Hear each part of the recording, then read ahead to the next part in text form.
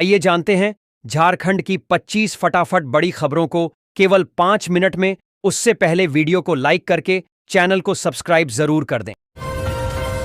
सहारा India के निवेशकों के लिए बड़ी खुशखबरी केंद्र सरकार की तरफ से लिया गया बड़ा फैसला। इस चुनाव से पहले मिलेगा सबका पैसा, और हम आपको बताने की एक बार फिर से निवेशकों का रिफंड होना शुरू हो चुका है। अपने पैसे को पाने के लिए आप लोग 5,000 रुपए का क्लेम कर सकते हैं और आपको हर हाल में पैसा मिलेगा। महिलाओं के आर्थिक सशक्तिकरण के लिए सरकार लगातार कई योजनाएं चला रही हैं, जिनमें से मैया सम्मान योजना राज्य की महिलाओं के लिए बड़ी राहत लेकर आई है। इस योजना के तहत पात्र महिलाओं को हर महीने 2,500 रुपये की आर्थिक सहायता दी जाती है। सरकार ने एक बार फिर से देश के करोड़ों राशन कार्ड धारकों को बड़ी राहत दी है। अब न सिर्फ उन्हें पहले की तरह मुफ्त गेहूं और चावल मिलते रहेंगे, बल्कि इसके साथ 1,000 रुपये की आर्थिक सहायता भी सीधे उनके खातों में भेजी जाएगी। यह फैसला खासकर गरीबी रेखा से नीचे जीवन यापन करने वाले परिवारों को ध्यान में रखकर लिया गया है। थाने से कुछ दूरी पर पशु तस्करों का दबदबा सरगना तक नहीं पहुंच पाती है। पुलिस रांची के लोअर बाजार क्षेत्र स्थित आजाद बस्ती में प्रतिबंधित मांस का कारोबार खुलेआम चल रहा है। गोवंश पर प्रतिबंध के बावजूद यहां अवैध रूप से जानवरों को काटा और बेचा जा रहा है। पूर्व में छापेमारी के बावजूद स्थिति जस की तस है और निगम द्वारा कोई ठोस कार्रवाई नहीं की गई है। स्थानीय लोगों और संगठनों ने इस मुद्दे पर चिंता जताई है। रांची के मोरहाबादी मैदान में स्वतंत्रता दिवस पर राज्यपाल संतोष कुमार गंगवार ने ध्वजारोहण किया। उन्होंने दिशोम गुरु शिबू सोरेन को श्रद्धांजलि दी और कहा कि झारखंड में अवसरों की कमी नहीं है। राज्य सरकार कानून व्यवस्था को मजबूत करने को प्राथमिकता दे रही है। स्वास्थ्य सुविधाओं को बेहतर बनाने के लिए नए मेडिकल कॉलेज खोले जा रहे हैं और रिम्स 2 की स्थापना की जा रही है। दुमका में 79वें स्वतंत्रता दिवस समारोह में संथाल परगना के विकास पर प्रकाश डाला गया। आयुक्त लालचंद्र डाडेल ने कृषि, ग्रामीण विकास, उद्योग और सामाजिक सुरक्षा योजनाओं का उल्लेख किया। सरकार किसानों को सशक्त बनाने, युवाओं को रोजगार देने और महिलाओं को आत्मनिर्भर बनाने के लिए कई कार्यक्रम चला रही है।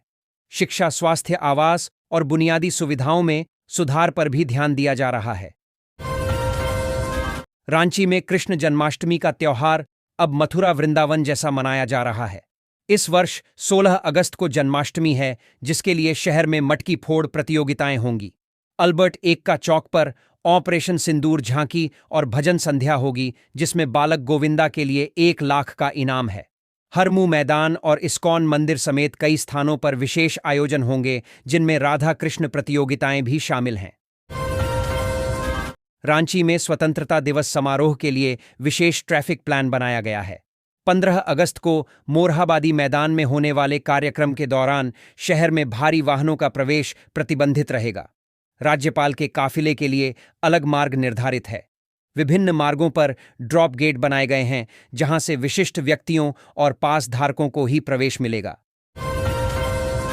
झारखंड हाईकोर्ट ने सरकार को वाहनों से प्रेशर हार्न नेम प्लेट सहित झंडा हटाने का निर्देश दिया है। रांची के ट्रैफिक एसपी को अदालत के निर्देशों का पालन कर 4 सप्ताह में प्रगति रिपोर्ट पेश करने को कहा है। अदालत ने कहा कि सरकार को राज्य में मोटर वाहन नियमों का सख्ती से पालन करना चाहिए।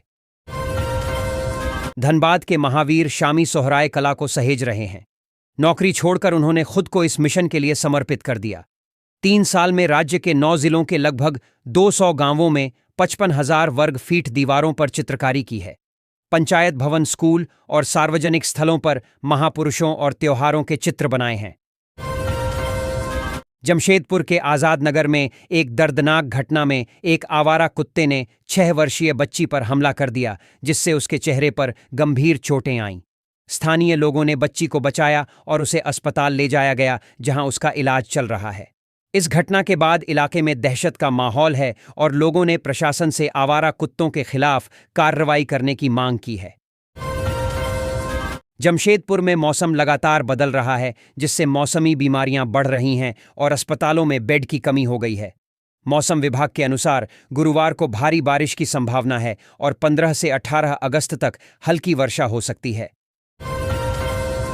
एमजीएम अस्पताल में मरीजों को बेड के लिए इंतजार करना पड़ रहा है। खासकर वायरल बुखार के मरीजों की संख्या में वृद्धि हुई है।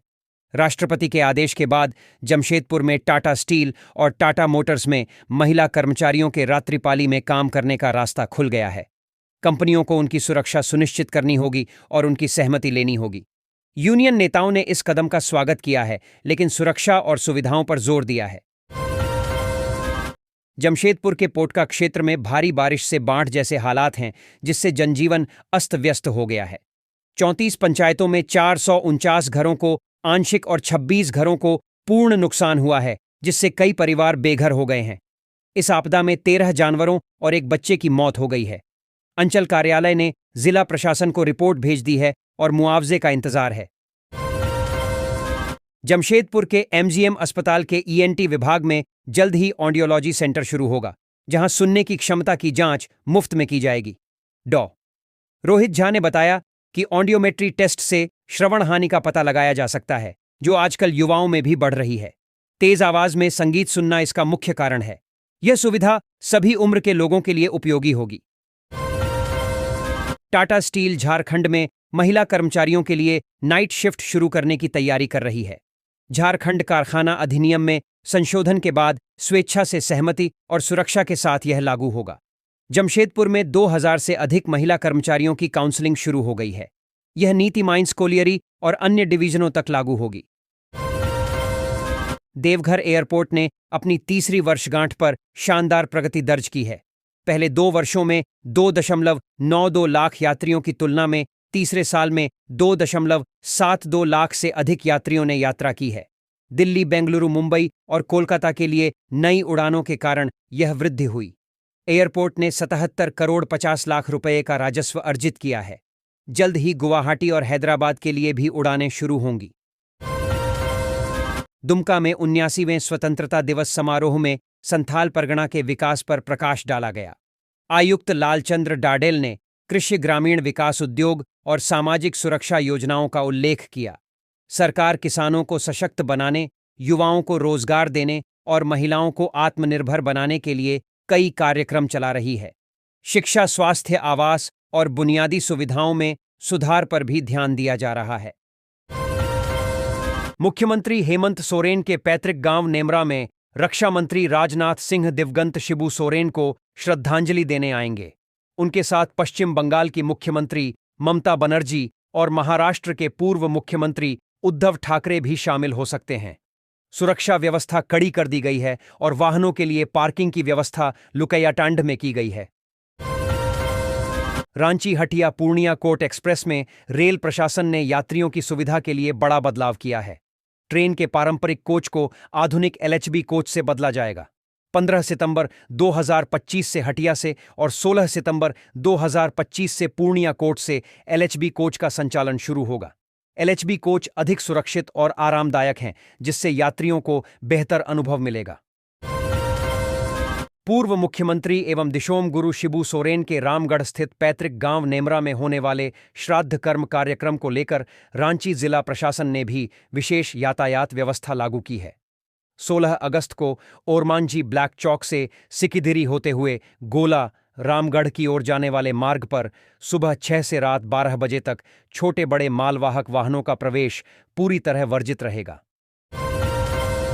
भारत निर्वाचन आयोग के निर्देश पर झारखंड के मुख्य निर्वाचन पदाधिकारी ने राज्य के 5 राजनीतिक दलों को नोटिस भेजा है। इन दलों को पिछले 6 वर्षों से चुनाव नहीं लड़ने के कारण पंजीकृत सूची से हटाने की तैयारी है। इन दलों को 22 अगस्त तक जवाब दाखिल करने और 29 अगस्त को सुनवाई में उपस्थित होने का निर्देश दिया गया है। बिहार के सभी जिलों में राहुल गांधी की अगुवाई में 17 अगस्त से निकालने वाली वोटर अधिकार यात्रा के तहत जनजागरण के लिए एलईडी वैन रवाना हुई।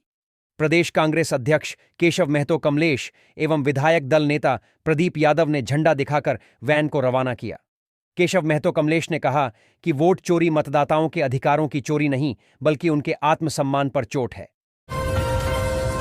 स्वतंत्रता दिवस की पूर्व संध्या पर गुरुवार को झारखंड के पतरातू स्थित सुपर थर्मल पावर प्लांट की यूनिट नंबर 1 से 800 मेगावाट की पूर्ण क्षमता के साथ बिजली उत्पादन शुरू हो गया। यह यूनिट वर्तमान में अपनी पूरी क्षमता के साथ काम कर रही है। उत्पादित बिजली पतरातू के कटिया ग्रिड के माध्यम से आपूर्ति की जा रही है।